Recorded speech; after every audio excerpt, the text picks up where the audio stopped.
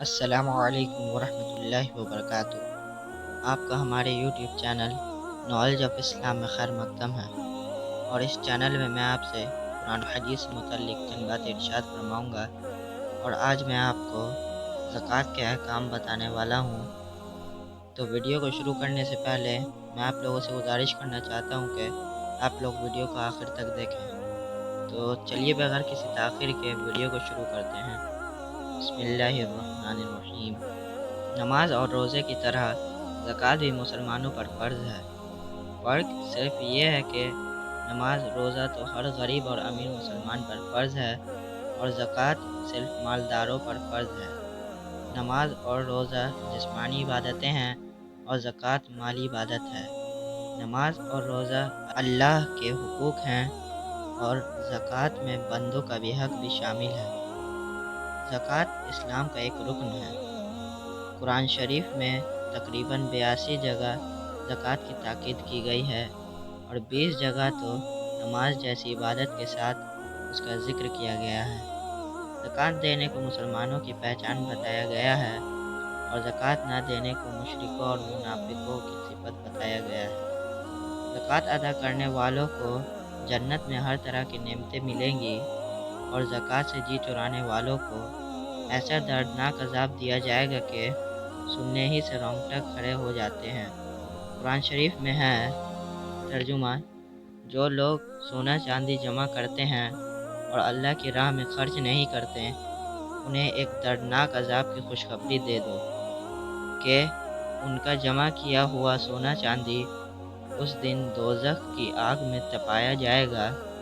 پھر اسی سے ان بدبختوں کی پیشانیوں، پہلوؤں اور پٹھوں کو داغا جائے گا، اور ان سے کہا جائے گا کہ یہ وہی سونا چاندی ہے جو تم نے جمع کیا تھا، اب اپنے جمع کیے ہوئے کا مزہ چکھو۔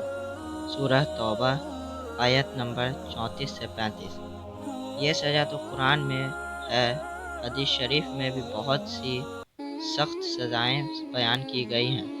پیارے رسول صلی اللہ علیہ وسلم نے فرمایا، جن لوگوں کو اللہ تعالی نے مال دیا اور وہ اس کی زکوٰۃ ادا نہیں کرتے، قیامت کے دن ان کا یہ مال ایک بہت ہی زہریلے اور گنجے سانپ کی شکل میں سامنے آئے گا۔ وہ ان کی گردن میں لپٹ جائے گا اور ان کی جبڑوں کو نوچ نوچ کر کہے گا، میں تمہارا جمع کیا ہوا مال ہوں، میں تمہارا خزانہ ہوں۔ پیارے رسول صلی اللہ علیہ وسلم کے بعد حضرت ابوبکر صدیق رضی اللہ تعالیٰ عنہ جب خلیفہ ہوئے تو کچھ لوگوں نے زکوٰۃ دینے سے انکار کر دیا۔ آپ صلی اللہ علیہ وسلم نے ان سے جہاد کا اعلان کر دیا۔ حضرت عمر رضی اللہ تعالیٰ عنہ نے پوچھا، آپ صلی اللہ علیہ وسلم ان سے کیوں جہاد کریں گے؟ وہ لوگ تو کلمہ پڑھتے ہیں۔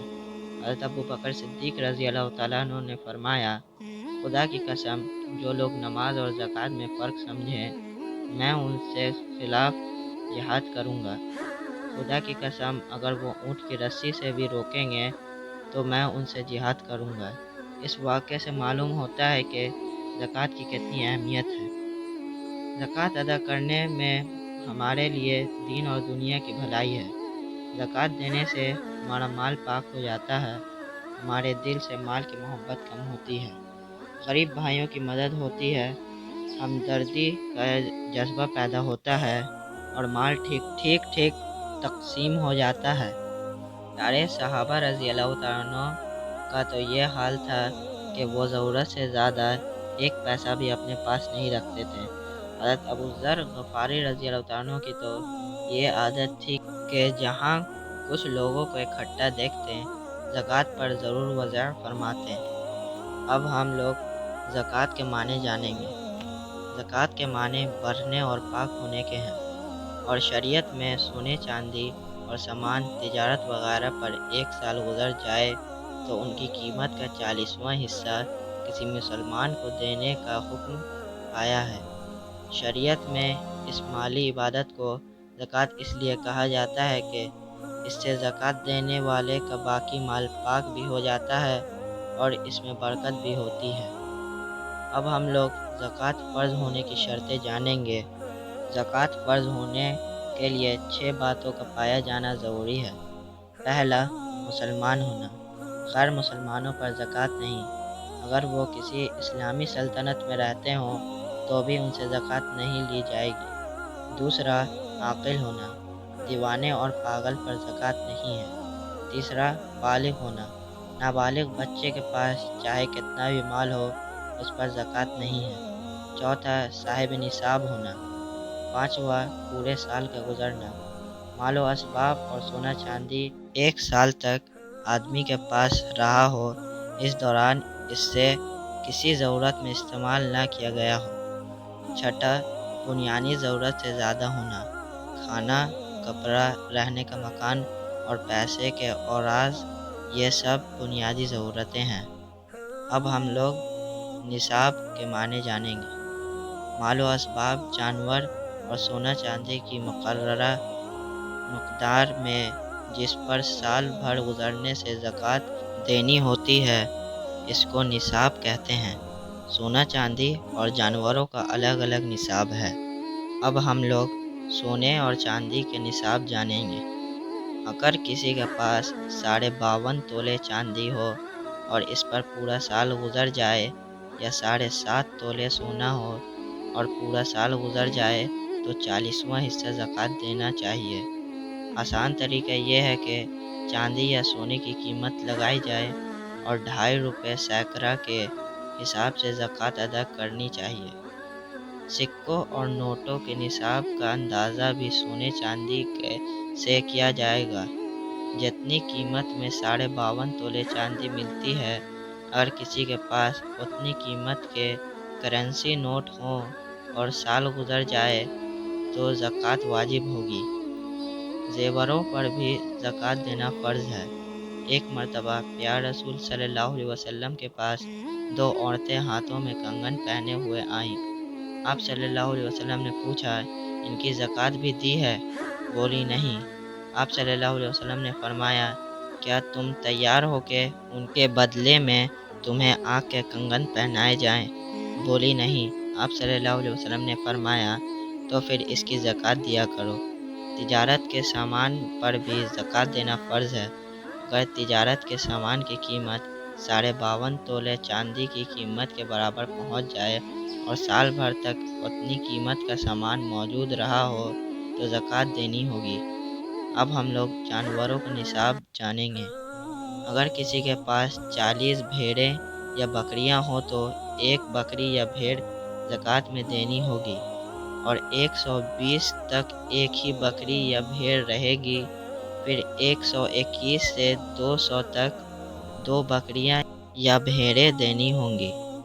201 سے 399 تک 3 بھیڑیں یا بکریاں، اور 400 میں 4 بھیڑیں یا بکریاں۔ پھر 400 سے زیادہ میں ہر سینکڑے پر 1 بکری یا بھیڑ بڑھتے رہے گی۔ 100 سے کم یا زیادہ میں کچھ نہیں۔ گائے بھینس جب 30 ہوں تو 1 سال کا بچہ دینا ہوگا، اور جب 40 ہو جائے تو پورے 2 سال کا بچہ دینا ہوگا۔ پھر 41 سے 59 تک کچھ واجب نہ ہوگا۔ 60 پورے ہونے پر 30 کے 2 نصاب ہو جائیں گے، لہٰذا 1 سال کے 2 بچے دینے ہوں گے۔ 60 سے زیادہ میں ہر 30 پر 1 سال کا بچہ اور ہر 40 پر 2 سال کا بچہ دینا ہوگا۔ اونٹ اگر کسی کے پاس 5 ہوں تو 1 بکری، 10 ہوں تو 2 بکریاں، 15 ہوں تو 3 بکریاں، 20 ہوں تو 4 بکریاں زکوٰۃ میں دینی ہوں گی، اور 25 اونٹ پر 1 سال کا اونٹ کا بچہ زکوٰۃ میں دینا ہوگا۔ اب ہم لوگ عرض کے معنی جانیں گے۔ زمین کی پیداوار میں جو زکوٰۃ دی جاتی ہے اس کو عرض کہتے ہیں۔ اس کے احکام زکوٰۃ سے ذرا الگ ہیں۔ قرآن شریف میں بھی اس کا ذکر ہے۔ اللہ کی راہ میں خرچ کرو اپنی پاک کمائیوں میں سے، اور زمین سے ہم نے جو پیداوار تم کو دی ہیں ان میں سے بھی، اور فرمایا جب ان میں پھل آ جائے تو خود بھی کھاؤ اور پیداوار کا حق عرض بھی ادا کرو۔ پیارے رسول صلی اللہ علیہ وسلم نے فرمایا، جو کچھ زمین سے اگے اس میں صدقہ ہے۔ صحابہ کرام رضی اللہ تعالیٰ عنہ غلہ، پھل، شہد، ہر چیز کا عرض دیتے تھے۔ عرس ہر مسلمان پر فرض ہے۔ اس میں عاقل بالغ کی کوئی شرطیں نہیں اور نہ نصاب اور سال گزرنے کی تاکید ہے۔ اب ہم لوگ نصف عرس جانیں گے۔ اگر پیداوار بغیر آب پاشی کے بارش کے پانی سے ہو تو کل پیداوار کا 10واں حصہ دینا ہوگا، اور اگر آب پاشی کے ذریعے سینچائی کی گئی ہو تو کل پیداوار کا 20واں حصہ دینا ہوگا۔ اب ہم لوگ زکوٰۃ کن لوگوں کو دی جائے وہ جانیں گے۔ جن لوگوں کو زکوٰۃ دی جاتی ہے وہ 8 قسم کے ہیں۔ پہلا، فقیر، جس کا کوئی ذریعہ آمدنی تو ہو لیکن اس کی ضرورتیں پوری نہ ہوتی ہوں، یا سیلاب، طوفان اور فساد وغیرہ کی وجہ سے اچانک سب کچھ تباہ ہو جائے۔ دوسرا، مسکین، جس کے پاس کھانے کو نہ ہو اور نہ وہ کما سکتا ہو۔ بے سہارا، یتیم اور بیوائیں بھی اس میں شامل ہیں۔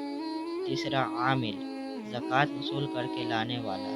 چوتھا، مولفۃ القلوب، جن کو اسلام کا شوق دلانے یا اسلام پر جمانے کے لیے زکوٰۃ مال دیا جائے۔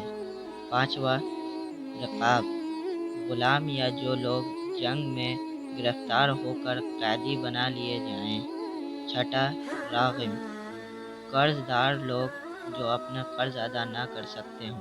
ساتواں، فی سبیل اللہ، جو لوگ دین کو غالب کرنے کے لیے دشمنوں سے لڑیں اور دین کی خدمت کریں، ان پر خرچ کرنا۔ آٹھواں، ابن سبیل، کوئی مسافر چاہے اپنے گھر سے کھاتا پیتا ہی کیوں نہ ہو، اگر سفر میں اسے ضرورت پیش آئے تو اس کو زکوٰۃ دی جا سکتی ہے۔